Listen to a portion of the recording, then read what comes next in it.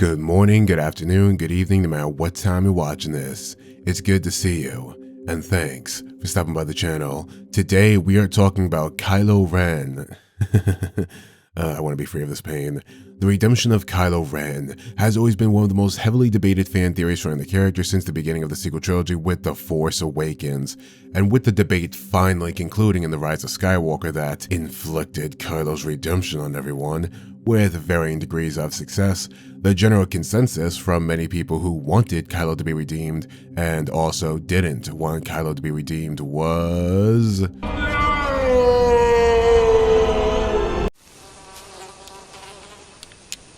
That is one big pile of shit. Some thought Kylo's redemption was underwhelming. Many thought it was undeserving. You're goddamn right.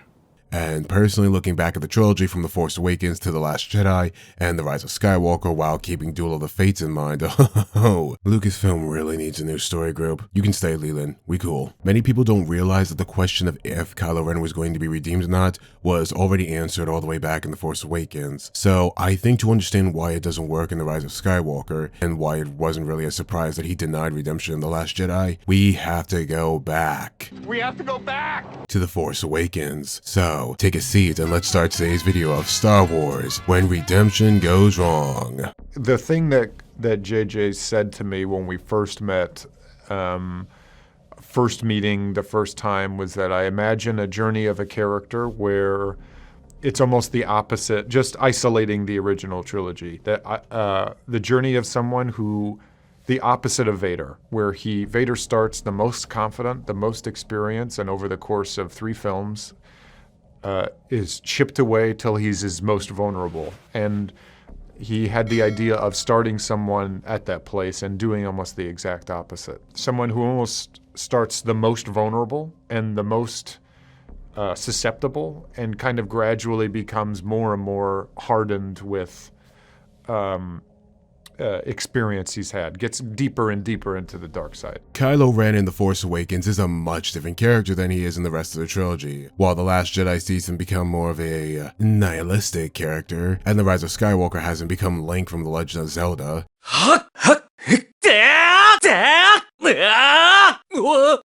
Kylo in The Force Awakens is a very different character that I feel people just don't understand due to their own perception of how Star Wars should be, or their expectations based on a story that was already told. And to understand who Kylo is in The Force Awakens, you can look at Finn for that understanding. In many ways, Kylo is a foil to Finn, whereas Finn had been raised to be a stormtrooper and help restore the Empire, but he rejected his given destiny and name to make his own path. Kylo was raised to be a Jedi and help restore the New Republic, but he, as well, rejected his given fate and name to forge his own path. Kylo and Finn, in a sense, are 2 sides of the same coin, yet they decided to switch places. Kylo was raised in the light, but chose the darkness, and Finn was raised in the darkness, but chose the light. This is ironic, given the fact of how many people talk about wanting Kylo and Rey to switch places in The Last Jedi.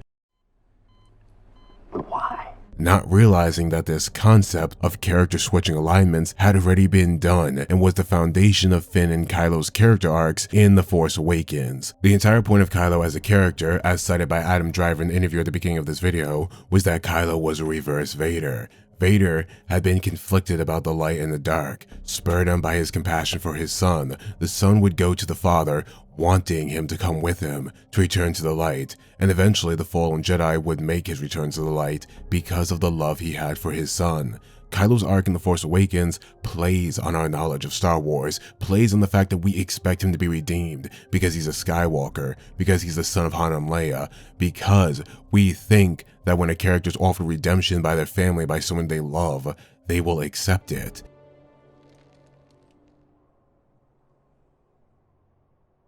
Kylo is brought to the crossroads between choosing his family's love or the darkness that he has consumed himself with. He is where Vader was all those decades ago, and it's here where he makes his choice, a choice there's no going back from.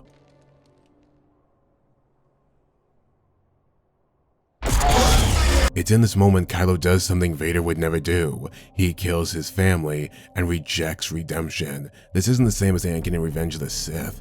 This is Vader, after making his decision to become Vader, murdering Luke in Return of the Jedi. It's not just that Kylo has done something horrible by murdering his father, it's that he saw redemption, he was offered redemption, yet he rejected it to choose to stay on the dark side. Kylo's then next action is to try to murder these little emotionally touch-starved orphans. Seriously, Finn? Seriously? Please get some therapy. Rey, stop biting people. No, stop biting people, Rey. The reason why Kylo's redemption doesn't work in The Rise of Skywalker is the same reason why The Last Jedi trying to restart the will he or won't he turn to the light concept falls flat on its face and breaks its nose. Like Domhnall Gleeson's stunt double. What the fuck, Ryan? For anyone who actually isn't working under the headcanon that Kylo would just randomly side with the light because some stranger he tried to kill a couple days ago asked him, it doesn't make any sense. And not in the, well, it's Star Wars, it doesn't need to make sense. It doesn't make any sense where in the story itself, the way this story has presented itself so far, and the way the story has been in different stories, it doesn't make sense. It's why Rey trying to save Kylo again in Duel of the Fates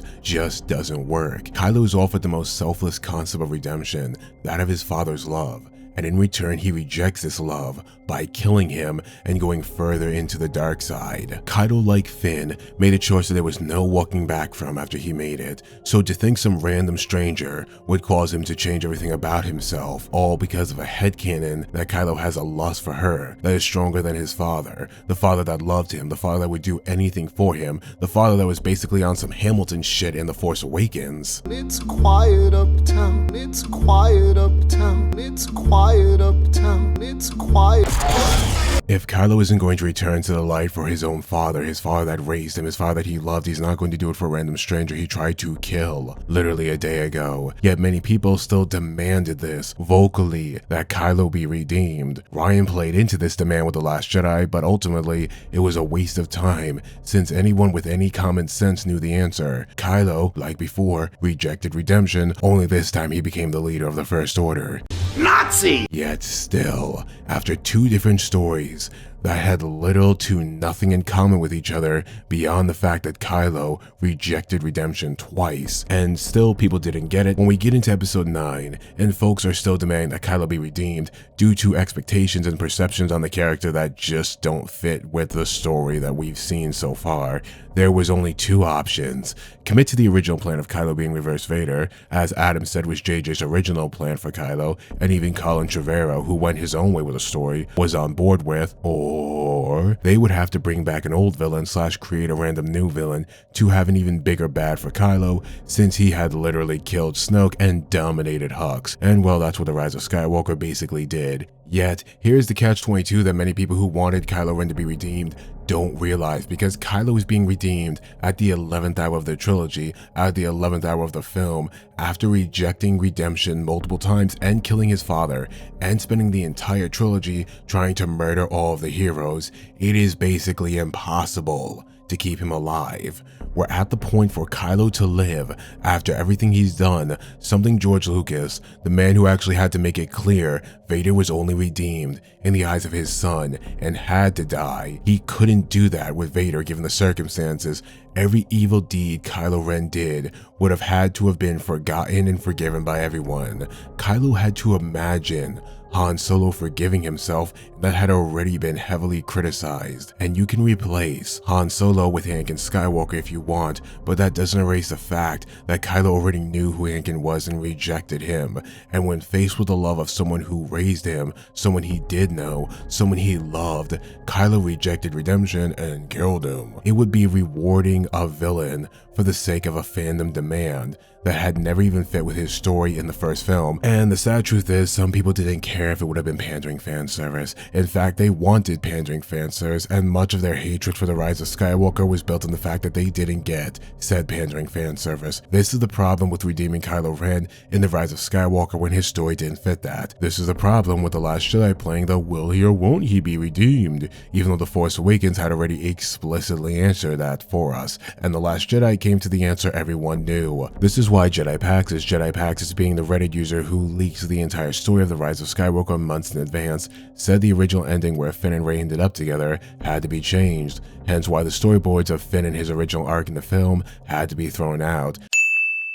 People can also look to The Last Jedi as another reason why Kylo's redemption doesn't work, because if Kylo was going to be redeemed, it would have been in that movie. Or if he didn't kill Snoke, Snoke could have basically functioned as Palpatine in The Rise of Skywalker without destroying Anakin's legacy and without somehow bringing back an old bad guy, and you wouldn't even need Pride to kill Hux, because Hux could just be Hux. But my whole point with this video is that redemption wasn't Kylo's journey. It never was. Kylo was the Starscream, the dragon with an agenda, an antagonist who may not have been the big bad, yet posed a threat to the heroes, and had his own plans, his own ambitions, things he wanted to do. Kylo was a layered, nuanced character that you couldn't break down into this superficial, evil big bad, but you couldn't just randomly redeem him as some motherfucker in a sweater. Kylo's redemption didn't work because Kylo wasn't meant to be redeemed, just as Finn wasn't meant to be a villain. The Force Awakens explicitly plays with our perception of Star Wars, the faceless bad guy and the fallen Jedi who's conflicted.